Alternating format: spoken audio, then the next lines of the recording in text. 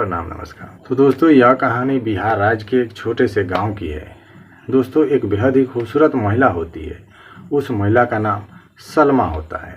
सलमा का जो पति था वह उसके साथ ही गांव पर रहता था और दोस्तों एक नंबर का पियंकर था। पूरे दिन जिधर तिधर मेहनत मजदूरी करता था और शाम को यह सब करके जो कुछ कमाता था वह सारा पैसा खाने पीने में ख़त्म कर देता था। और जो सलमा थी उसकी एक छोटा देवर भी था। देवर का नाम नाजिर था। दोस्तों जो नाजिर था वह अपना अभी कॉलेज का पढ़ाई पूरा कर रहा था। पढ़ने लिखने में ठीक ठाक था। प्रतिदिन कॉलेज जाता था और कॉलेज से जब उसका फुर्सत मिल जाता था तो घर का काम काज भी कर लिया करता था। और जो सलमा थी वह घर पर ही सिलाई सेंटर खोल रखी थी। गांव की जितनी भी लड़कियां और महिलाएं थी वे सभी लड़कियां और महिलाएं सलमा के सिलाई सेंटर पर सीखने के लिए आती थी और सलमा गांव के लोगों का नया पुराना कपड़ा भी सिल देती थी, जिससे थोड़ा बहुत कमाई हो जाता था और उसी पैसे से सलमा घर का खर्चा चलाती थी और अपना देवर नाजिर को पढ़ाती लिखाती थी।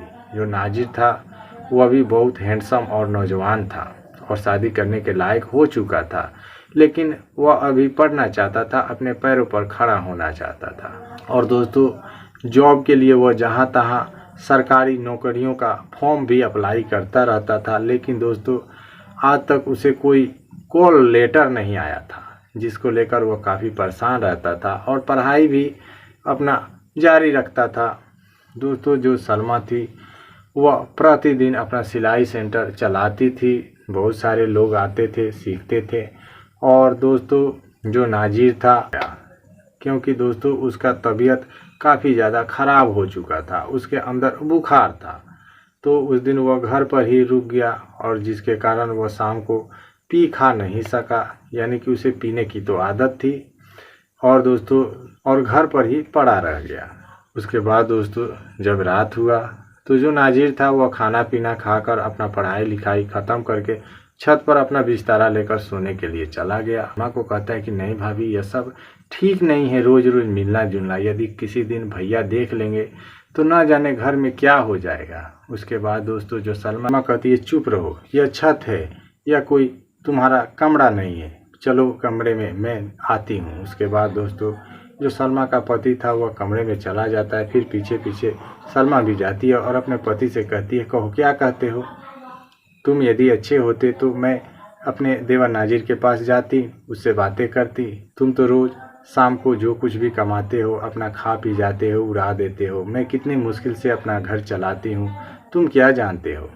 उसके बाद कहती है कि ठीक है तुम पीते खाते हो मान लेती हूँ, लेकिन रोज़ शाम को आते ही घर पर सो जाते हो। तुम एक बार भी मेरे बारे में सोचा कि मैं खाई हूँ कि नहीं खाई हूँ। मैं रोज़ रात को भूखे ही सो जाती थी।